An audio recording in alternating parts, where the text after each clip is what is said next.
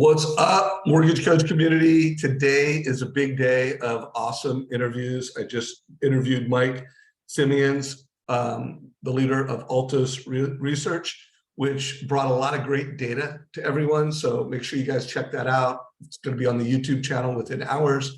And now I have David Childers, the president of Keeping Current Matters, another of the best data sources. If you want to be a data-driven mortgage advisor, if you want to be valuable to realtors, you need to know what Dave knows.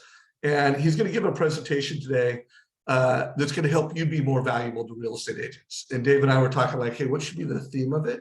And it's, what is the biggest opportunity for agents? So right. David, go ahead and kind of frame the data you're going to provide and kind of the presentation you have. And then let's get into it.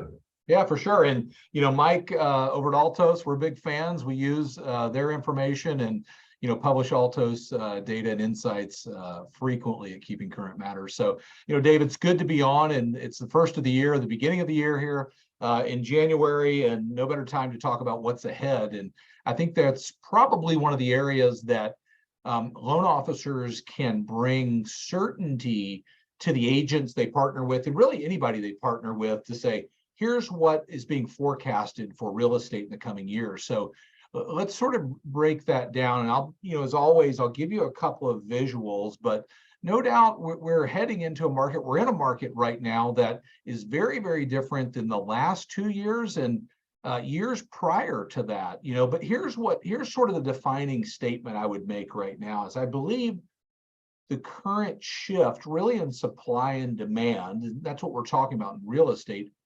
works in favor of the educated loan officer and the educated agent. If I understand what's happening, because I think there's really sort of this delineation in the market right now of folks that go, what's going on? And the confident, loan officer says, I understand exactly what's happening and I can bring certainty to those that I'm working with. And so I think that's critical right now in understanding what's happening in real estate. But if we start high level, we say, okay, what does the year look like? I'm going to give you a couple of graphics that we can use, and let me share those really with you. Bear with me so I can set these up. Real quick. And remember, guys, he's going to be showing what the biggest opportunities for realtors are and helping you be able to have that conversation with agents. And so I don't know exactly what he's going to show. I'm actually excited to hear it, but we're committed to helping you be a data-driven mortgage advisor.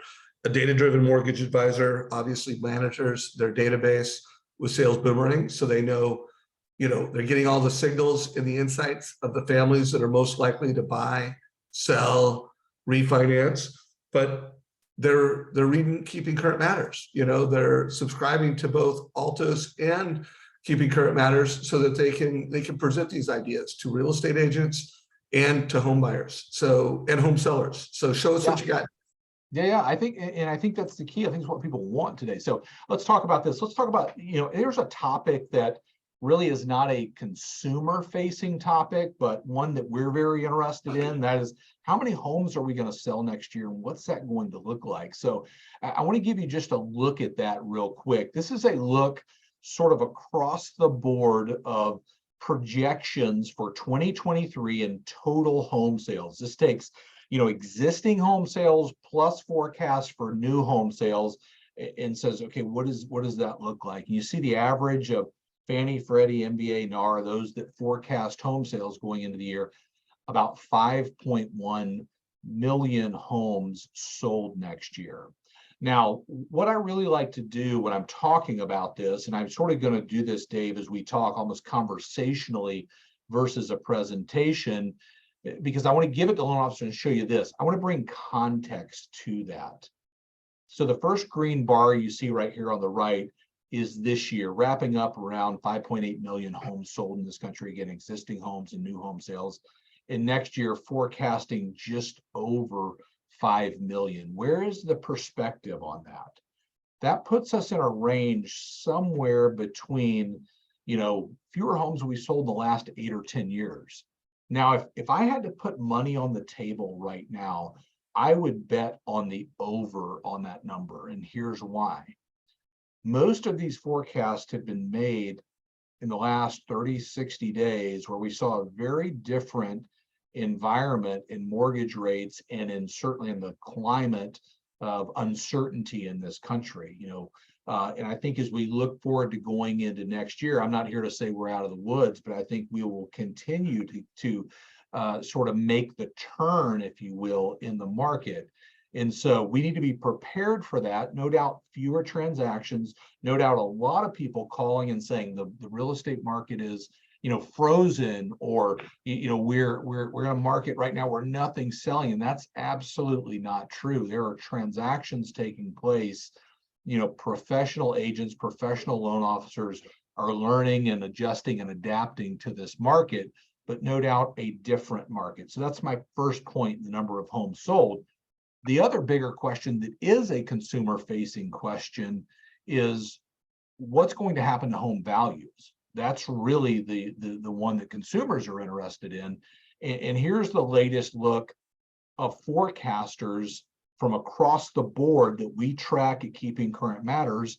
And what are they saying? And here's the quick thing that I'll just point out to you that you can see. None of them agree. Nobody agrees in this market with where home values are heading. And I think we need to be able to bring context and clarity to that, because depending on what you turn on the news and somebody says homes are going to lose 10 or 20% in value, or somebody says, something else, or, talking about the less appreciation in the market. We really think, if you look at the average of these 7 forecasters here, maybe a little bit of appreciation, maybe a little bit of depreciation, but here's the bottom line. Not this free fall in the housing market relative to value.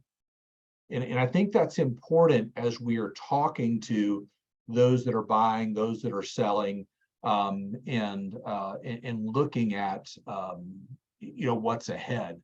Because I think there are questions. I think people are saying, feels like it did back in 08, or it feels like, this wasn't sustainable in the last couple of years. I'm concerned about buying. And I want to try to find a quote. Dave Stevens said something the other day that I really liked. He said this, and I think this leads us kind of in the opportunity sort of direction. And I'll bring it up real quick. He said this, he said, so be advised, this may be the one and only window for the next few years to get into a buyer's market. And remember, as Federal Reserve data shows, home prices only go up and always recover from recessions, no matter how mild or severe. Long-term homeowners should view this market right now as a unique buying opportunity. Pull those down for just a second. I think that's what we're looking at, Dave, is there is an opportunity forming in the market that is the opportunity for buyers, that when I look at forecasters as we go halfway through the year and start to, kind of round the corner of kind of this this turn in the market, there's opportunity, and that would be my message when I'm going out there. So the big opportunity is when you look at the data, like it's not going to get better from a buyer's perspective to buy a home than it is right now. And so for all you in mortgage coach land, it means you need to get great at having that conversation with agents. You need to get great at having that conversation with buyers. The 4 top mortgage coach strategies of the last couple of months, and it's not going to be any different, is going to be the date, the rate, marry, the house, where you're showing some strategies and an affordability strategy to buy now, and then hey, rate's going to be down lower at some point. So you're really helping that family understand what that might look like based off of their beliefs. And then the divorce rent. I mean, you need to be able to tell that story that, hey, this is a great time to buy. And if you have to rent out a bedroom or do some house hacking to buy, like it's a great time to buy. So Dave, what slides come to mind when we have a move-up buyer that we're trying, that's not totally on the fence? They're kind of like, I'm not buying now because I've got a 2 or 3% rate, and I'm just not moving up. Yes, I could use an extra bedroom. Yes, I'm financially wherewithal to do it. Yeah. But because of those high interest rates, they're not. And I've been saying that, hey, you need to get good at showing the long-term wealth accumulation benefits. Like if you think real estate's looking good long-term, look at the net worth gain that you have with moving up. But what keeping current matter slides, do you think a loan officer who's going to go into that conversation with that move up buyer, what do they need to, what can you arm them with? Yeah, I think so I can give you a couple. I don't have the long-term equity slides with me today, but you can go back and look at, first of all, we have to look in the rear view mirror and say, over the last 5, 10, 20, 30 years, how have homes appreciated? We know the story there, and I can give you those, Dave. And I think that's important. The perspective that I would bring to someone is, what's your plan in the home? If you're a move-up buyer and you're looking to move into your forever home and you're going to be there 10, 15, 20 years, I think we can clearly paint that picture. Now, I think the pain for buyers right now is the concern of prices. One, prices and where they're at, and two, the question of where are they going, right? Nobody wants to buy anything that they feel like in 6 months is going to be less than where it is right now. I don't care if you're buying a house or a bike. You don't want to buy something that's going to lose value. So there are a couple things that I would give you on the current, because that's right in front of us right now. I would give you a couple of slides, and let me show you these real quick. One, I think there's this common misconception that every home on the market is being reduced in price. And this is a look at the share of the number of homes having their price reduced over the last year, starting out of January of 21, actually the last 2 years. And we know certainly during 21 and 22, not a lot of price reductions, but even the most recent information from Realtor.com is November, where it was 1% of homes. So people think, 10 or 20 or 30% of the homes on the market are having their price reduced. Simply not true. And so, yeah, if I think everything's being reduced in price, then I have that question. Now, I talked a minute ago about the turn we're making in the market. Now, the next slide I'm going to show you, I think, is probably one of the most important slides we can use right now with someone buying. And it's this right here. It's an assumptive slide, and I'm going to pose a question on it. And the question is this: have home values hit bottom? This is a look at the monthly look at Case-Shiller, FHA, Black Knight, CoreLogic, every one of the major indices that measure month over month home prices. And what you see in every single case right here, that home depreciation peaked in August. And I'm not here to say we're out of the woods on this, but what I am saying is what we see is a very clear trend of, one, things aren't sort of out of control and just in free fall in prices. And there's a very strong case to be made that we're making the turn in this market and may see marginal slight depreciation month over month, but could very well have seen kind of this turn in depreciation. So I'll pause for a second right there. This is very, very interesting to look at as folks kind of think about this.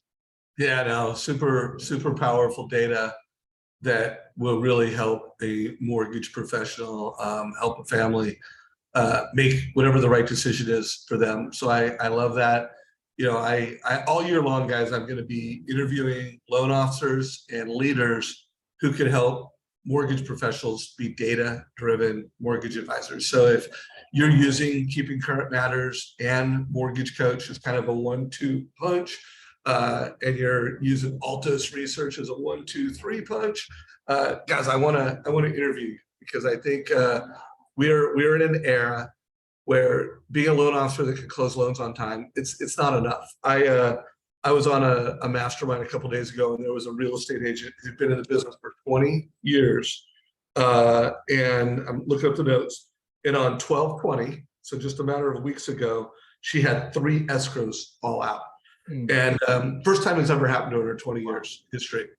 And she made the whole case that, you know what, I'm using different loan officers now than I did in the past, because it used to be that, hey, if the loan officer closed the loan on time and I liked them and they had competitive rates, they're my loan officer. And she goes, but you know what? A lot of those loan officers I've used in the past that had good grades and closed loans on time and we build relationships, they don't know how to keep them in escrow. And I have like this new type of loan officer. She's like a mortgage coach.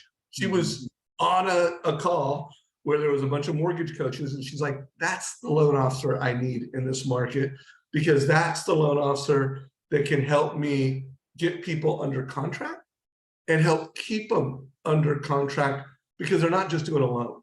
They're looking at it within the long-term financial picture of what they want. And so it's a huge opportunity, guys, right now to recruit realtors, because I am sure that this top real estate agent is not the only top player that's super clear. I need advisors, I need educators, I don't need loan officers.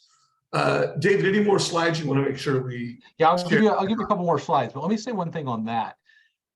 When I talk to agents, what I see, number one, what I say, but what I see them being hungry for is a great lender partner that's focused on education, right? The educated agent and the educated loan officer working together win in this market right now. And more than anything, they're looking for that. So a couple things to kind of give you going out there. And one thing specifically to that, what are the tools and resources that you have as a loan officer that you can bring to that agent partner? Looking at, different types of financing, looking at buy downs, looking at all the tools that you have at your disposal to show them this is how we can navigate this market. Now, if I were talking to an agent right now, I will show you where the biggest opportunity is for them in this market. Okay. And I'll let me show you this slide real quick. I'll show you 2 quick slides. Biggest opportunity for agents right now. This will look at active listings last year versus this year. You go back to 2021, this time last year, and actually the very end of the year, just almost 450,000 active listings in this country. We wrapped up the end of this year, most recent information from Realtor.com, about 750,000. There are more listings in this country, almost by double, knocking on the door of that, this time versus last year. All right, why is this important? The pending listing count in this country has been dropping each month since the beginning of this year. It was even February to March, but it's dropped each month. That is a sign and a marker of velocity and deal action in this country in real estate. So we can't get a closed deal till it goes pending. So let me take this down real quick. You have more inventory and you have less demand in the market right now. I don't think I'm telling anybody anything they don't know, but if you can bring a visual element to this, what this means is there is opportunity for the agent to pursue expired listings. If I was a loan officer right now in this market, I would partner with my agent and say, how do we do that well? Now, here's the other trick to this. The number one day that more listings expire than any other day in the calendar is December 31st. Really? Just a week ago. Yeah, because most listing agreements are it makes sense. Yeah, they more expire on December 31st. The second day, it's a little trick there, is June 31st, because most agents don't know they're 30 days in June. But no, that's where more listings expire than any other day on the calendar year. So there's a tremendous opportunity right now in expired listings for agents. We can bring the insight and the data to them to show them that and help build a strategy to reach out to those expired listings and be a resource for them. I more than anything, that is the biggest opportunity right now. Man, well, Dave, you, as always, completely crushed it. if any of the loan officers watching this, excuse me, mortgage advisors, mortgage coaches, if any of the mortgage coaches wanted to learn more, where do they go to get signed up and get on your team? What's that? Where do they go? Try KCM.com. They can absolutely go there. Check us out. Love to have you become a KCM subscriber. All right. Hey, brother, I really appreciate you. Hopefully everyone got value from this. If you are using KCM data and insights and along with Mortgage Coach and you're killing it, I want to interview you all year long. I'm going to be focusing on what does it mean to be a data-driven mortgage advisor. And I'm going to be sharing the best practices. Like, what are the daily habits, the daily skills, the weekly things that they're doing to win. So let us know if you got value like this. Make sure you subscribe to the YouTube channel. And this is a wrap. Take care, everybody.